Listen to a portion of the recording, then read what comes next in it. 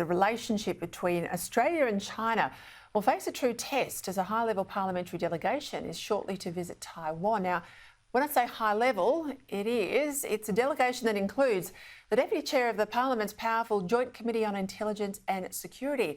And that man, the member for Fisher, joins me now, Andrew Wallace. You're coming to us from beautiful Caloundra, half your luck, Andrew Wallace. I suspect there's plenty of people inside the government who are not happy about this visit to Taiwan. Explain why the trip's so important for you and what sort of signal you think it's going to send to China. It's great to be with you, Peter. Look, this is a really important trip. It's important for Australian parliamentarians to demonstrate their support for the people of Taiwan. We're seeing a lot of grey zone activity. Even just today, we're seeing incursions into Taiwanese airspace, unprecedented level from Chinese People's Liberation Army aircraft. So it's really important in these difficult times for Australia to stand shoulder to shoulder with the people and the government of Taiwan. Yeah, I have to say, Andrew, when you stand back and look at the last 2 years under this government and the relationship the Prime Minister has now, he will argue, mended with China, I think it's gone beyond mending to being quite obsequious. I mean, he railed against the Port of Darwin being controlled by a Chinese company as opposition leader. He basically gave it his blessing just before Christmas. He's done a whole lot of stuff now in relation to lifting tariffs, withdrawing action in the WTO about wind turbine towers. They're about to flood the market in Australia. How are we being perceived by the Taiwanese? Do they think we're going soft? Give us a sense of some of the meetings you're going to have while you're in Taipei. Well, I've got meetings with the President, the Foreign Affairs Minister, the Defence Minister, my counterparts on the Taiwanese Intelligence and Security Committee there. But I think you're absolutely right. The point that you made earlier is that this government is sending mixed messages in relation to China.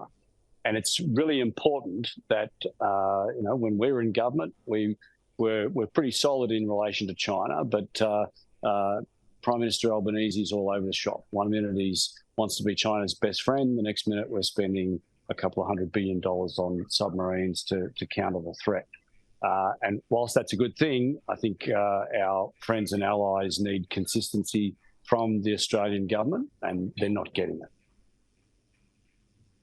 Right, I'll ask you about another trip too, because we heard this last week and I spoke to Michael Danby, who himself had just come back from Kyiv, but there was official DFAT advice reported saying they don't want, the federal government doesn't want any delegations of Australian MPs to go to Ukraine. Now, I find that extraordinary, particularly given, as I said, Michael Danby's been there, Tony Abbott's been there, a whole lot of politicians or former politicians have visited there quite safely. And of course, we're one of the only countries who once had an embassy in Ukraine who were still hiding out in Poland. Everybody else seems to have gone back. Do you think we should be in Ukraine as well in a delegation? Look, the committee, the PJCIS committee, the Intelligence and Security Committee, has received an invitation to travel to Ukraine.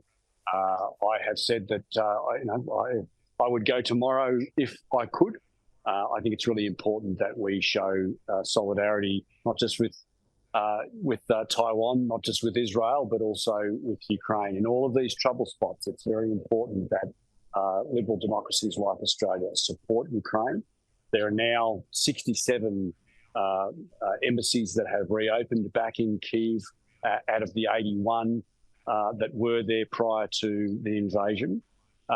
Unfortunately, Australia is not one of them, and I think it's an unnecessarily very cautious approach that DFAT is taking. I think that that's something that we really should be doing, and that's reopening our embassy back in Kyiv. Yeah, and I take your point about solidarity, Andrew, but we're spending hundreds of millions of dollars in Ukraine, helping them fight for everyone's freedom. I want to see that the money's hitting the ground. I mean, that's a good reason to go, if nothing else, isn't it?